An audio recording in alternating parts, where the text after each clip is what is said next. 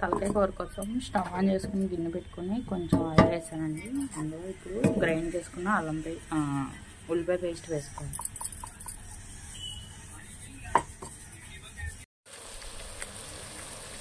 ఇప్పుడు కట్ చేసుకున్న 2 పచ్చిమిరపకాయలు వేసుకోవాలండి.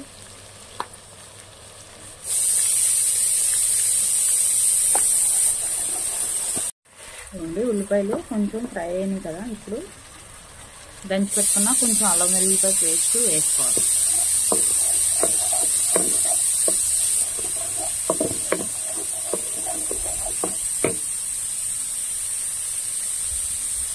కొంచెం పసుపు వేసుకోవాలండి.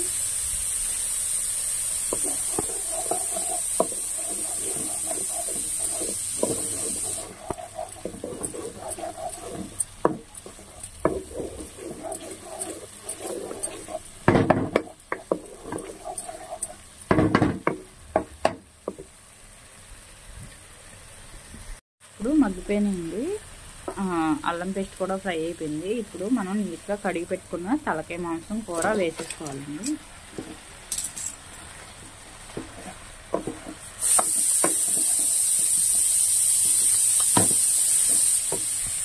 ఇంకోండి ఇప్పుడు కొంచెం వేగినండి, ఇప్పుడు కారం వేసుకోవాలి. కారం కొంచెం పడుతుందండి, నీకు కదా నల్లాకుండా.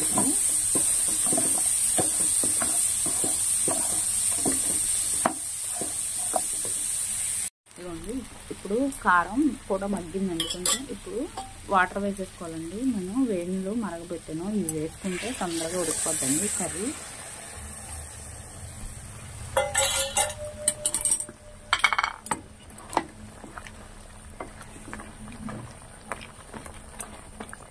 ఇప్పుడు మూత పెట్టేసుకొని ఉడకనిచ్చుకోవాలండి. ఒక ½ గంట వరకు టైం పడుతుంది, ఉడకాలి కదా తలకాయ మాంసం, అందుకోసం. ఇవ్వండి ఇప్పుడు ఉడికిపోయింది కర్రీ. ఇప్పుడు కొంచెం ధనియాల పొడి వేసుకోవాలండి లాస్ట్లో. కొంచెం గరం మసాలా వేసుకోవాలండి. ఇప్పుడు లాస్ట్లో కొంచెం చింతపండు పులుసు వేసుకోవాలండి.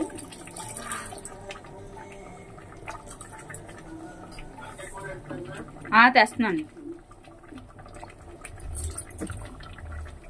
ఇది వేసేసుకోవాలి.